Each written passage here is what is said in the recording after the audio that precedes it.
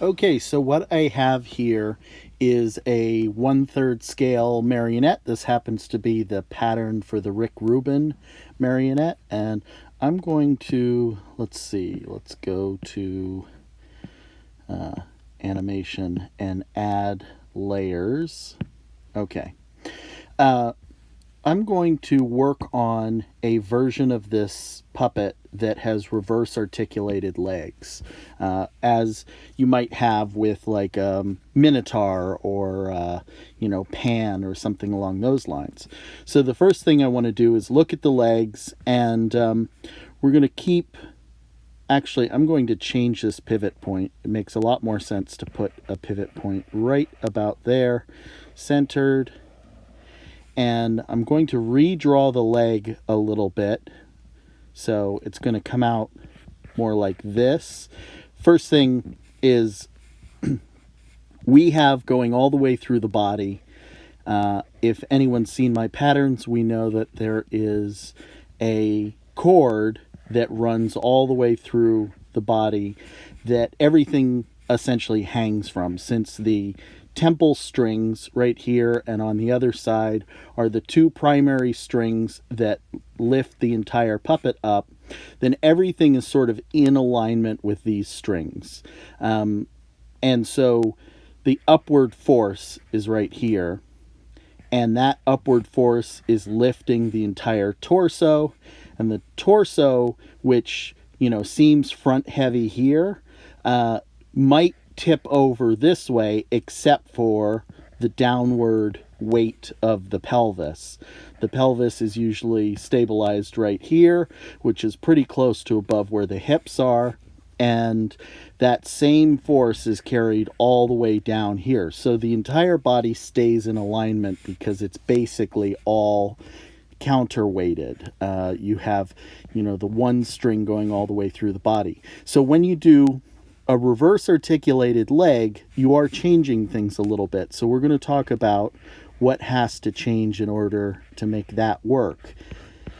The first thing is our knee is going to be up a little bit higher, and that's partly because it just looks better with the longer ankle.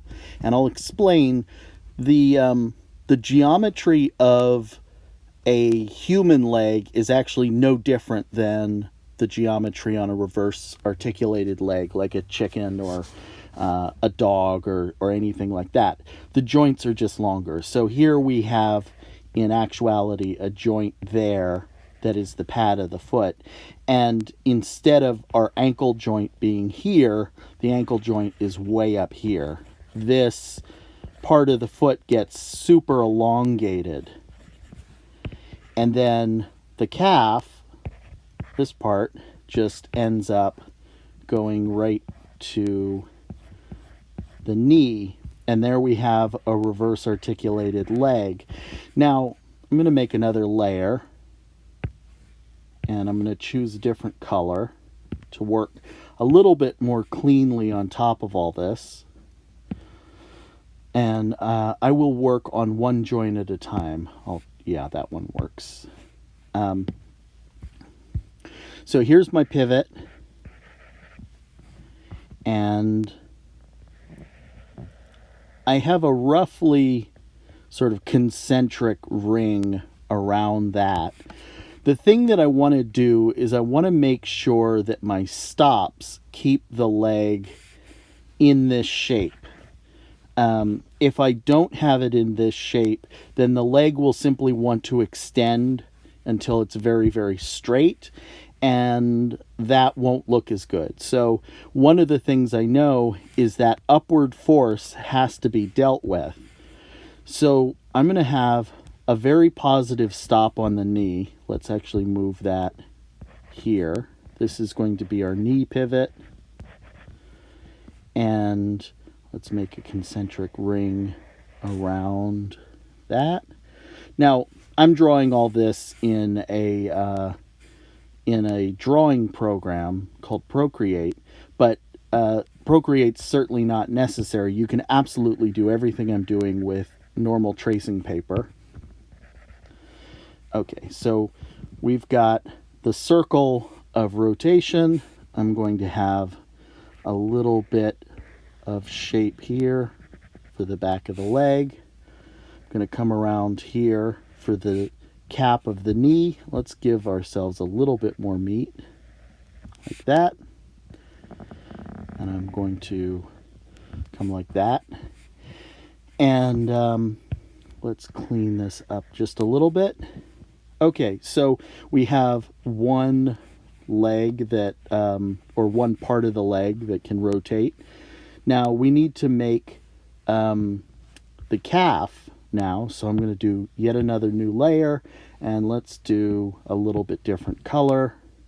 I noticed that this pivot point isn't actually as centered as it needs to be, so let me fix that. Whoops, freehand, there we are. Let's get that more close to centered. I wasn't as careful as I should have been. Okay, so new layer, new part of the body. I'm going to copy the same circle. You can see, unless the colors are too similar, hopefully they aren't. I've got a new color.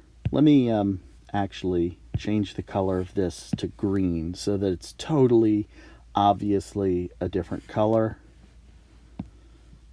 There we go.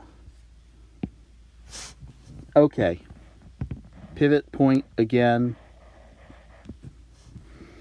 and pivot point right about here,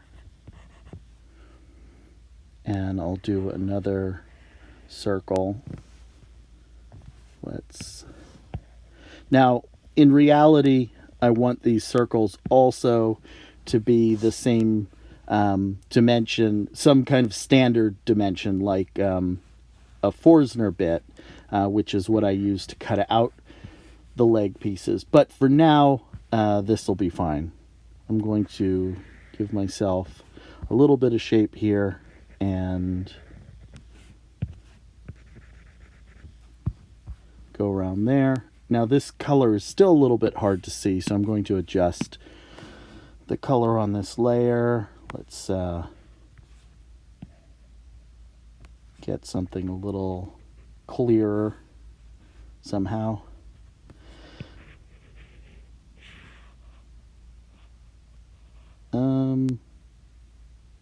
That purple's pretty good, so we'll do that.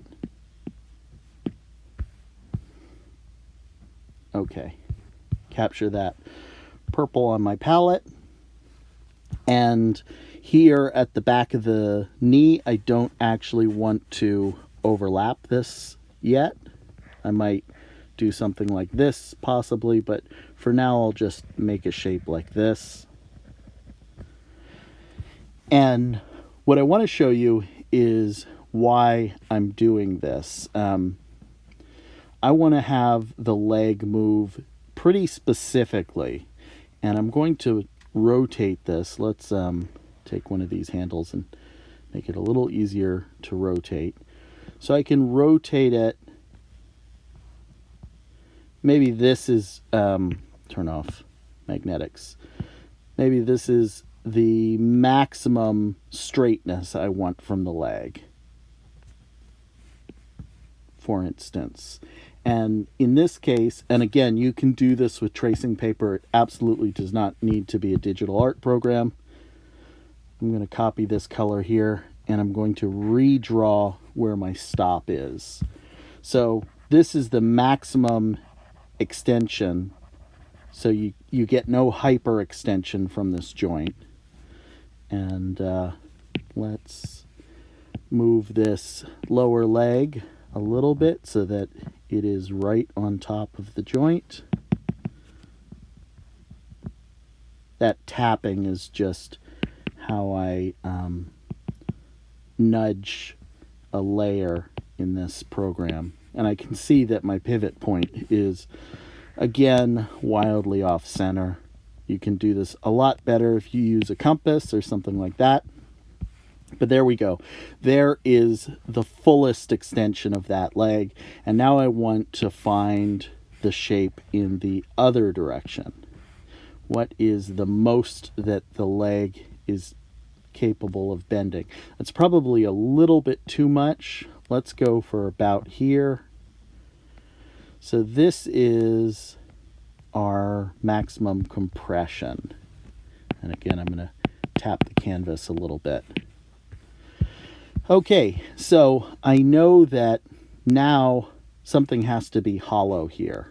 Something has to give, because these two pieces are overlapping. Of course, what I'm drawing here is a hinge. So if you're looking at it from another angle, from a three-dimensional angle, you're going to have the two pins of the clevis kind of like this, with the pivot going all the way through it. And, you know, what would be the back of the calf would look something like that. And then there's sort of a stop for the knee stop.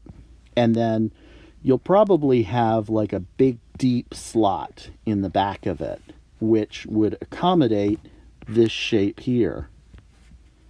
So it'll be, you know, something like that is, you know, on the inside of your leg. Or, and let's just erase all this because I don't want it on the same layer. There we go. The other thing you can do is just reshape your leg just a little bit to make it maybe more comfortable to work with. Let's give it a little nicer curve up. And now I don't necessarily have to you know, cut into the back of the calf so much. And then if I go to my thigh layer,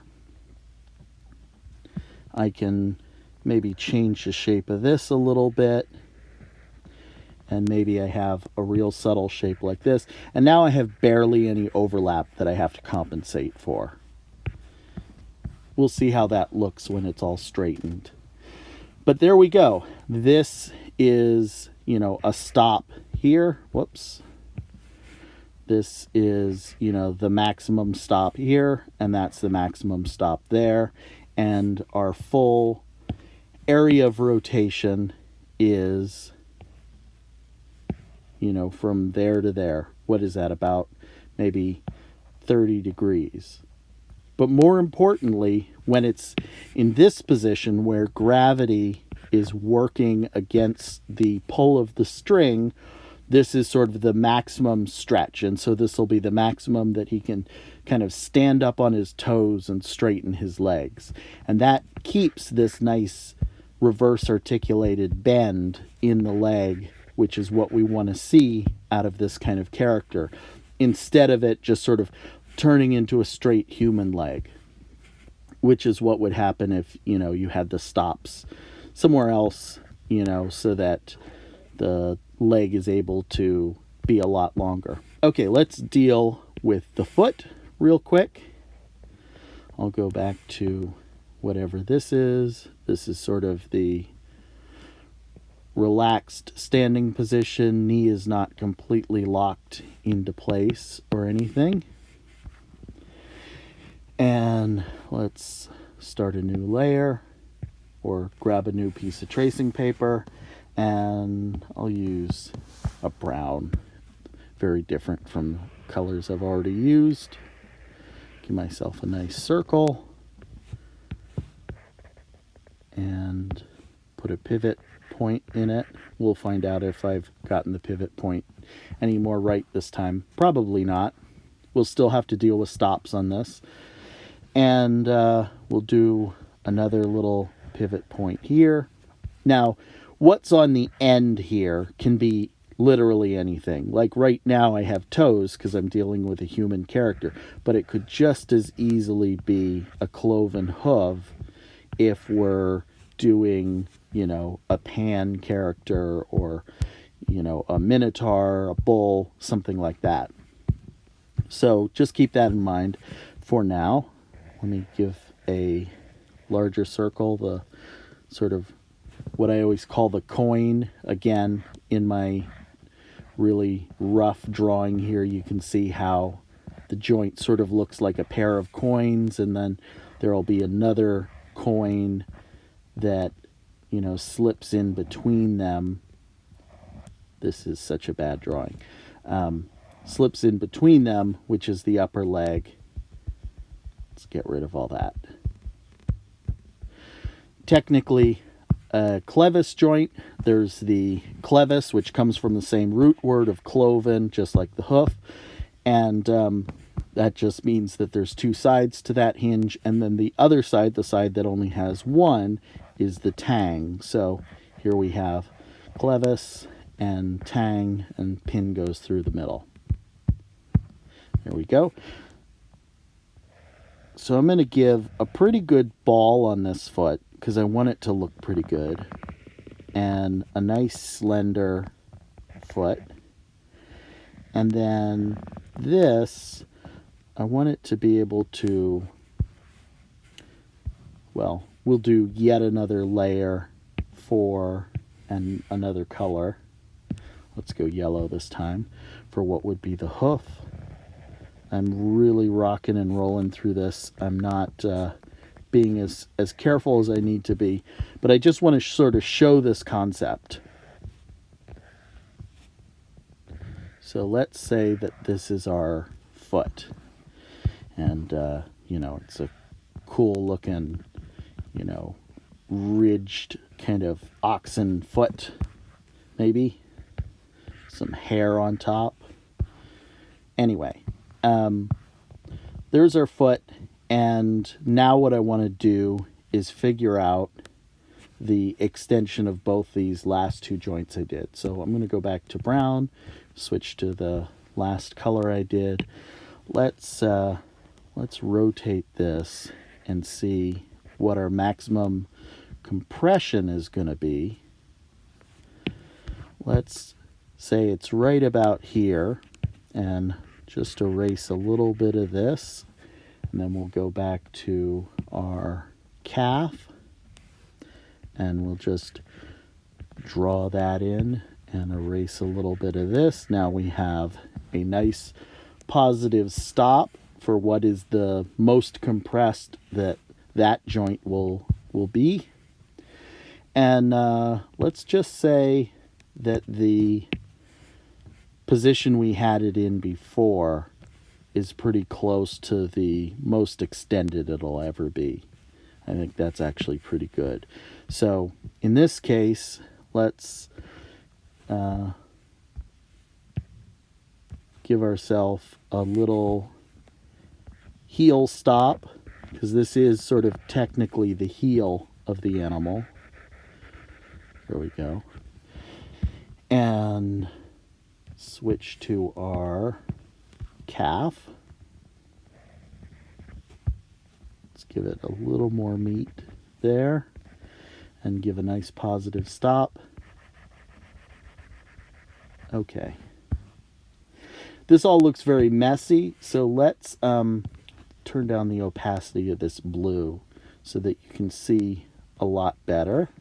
Now that I have most of this figured out, you can see we have most of our parts for this, for the way this leg should work. And most importantly, we have these stops. I'm actually going to adjust this, this thigh, or this calf, pardon me, because I think that this actually should be the maximum extension. It'll look best if this is maximally extended here rather than having more extension. So let's bring the knee and do a nice crisp positive stop right there. So now this leg can't extend and be longer than it is portrayed here. This keeps the height of the figure more or less right where it is. Another thing we can do is, once you get into the pelvis, you can kind of change the shape of the pelvis if you want to give him more of an animal-like attitude, where, more of the butt kind of sticks out and the waist is shaped a little bit more, like you might have if he's sort of this, bulky bull character. He might have like, a tail come down or something like that. Let's get rid of that. There we go. Okay, so haven't dealt with the hoof yet. And the hoof I want to be kind of careful with. I don't want to give it too much room to move around because it's a really small part. And one thing that would be really super easy to happen if you're not careful is that when you put any weight on it, the whole thing just stands on the hoof like that and it looks terrible. So you don't want very much movement there. Let's say that the, whoops, didn't mean to change the scale. Let's say that that's, it's pretty tricky. I don't know. That might be the maximum we actually want. And then all of the real rotation would be in that shape. So let's do that. We'll just make a positive stop here on the hoof so that we have that kind of finalized into that position. I'm going to move all of these parts, not that one. I'm going to move all these parts off somewhere else so that I have a little bit more canvas to work with. Go back to our hoof and let's rotate that. That's pretty good. I think that's a good amount of curvature that looks pretty elegant, in a sort of high stepping kind of way. It'll naturally sort of want to fall down like that when it's in motion. Let's go to our previous brown and move to the foot, or I don't know what part of the foot that's called. I don't have my anatomy knowledge totally perfectly in front of me, but we've got something like that. That's that. Let's look at the entire leg as compressed as it's going to get. First, we'll rotate our knee, and we can't quite view it because it'll go off the page, but we've got our knee like that. This is when the leg is stepped up. I guess that'll actually be a little bit higher because you could always make more rotation if you want. There's ways of doing it. Just have to cut more overlap into your joints. Let's get that close. Tap, tap, tap. Nudge, nudge, nudge. Okay. Lower leg. Again, I can't really go off the page here. Let's move the whole batch of them. We'll just imagine it's in the right place. Okay. Now rotate that to about there.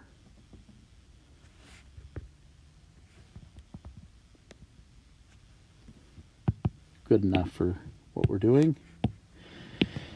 And then rotate the ankle. So this is, we get a little preview of what it'll look like when he's high stepping, when he's taking the highest possible step, or what it'll look like if he's crouched, kneeling on the ground or something like that. So you get some idea of how this leg will move by drawing each of your parts of the leg on separate pieces of paper. These now each, become your side view pattern. And of course you'll want to do a front view pattern for each similarly, and figure out what the thigh looks like, the calf, the foot, and the hoof, or the I don't know, I need a word for this. Not a foot. It's a tarsal, I'll call it that. And that's the way you adapt any pattern to fit any other sort of shape or proportion character. Anyway, thanks so much for watching, and I hope you got something out of this. Bye for now.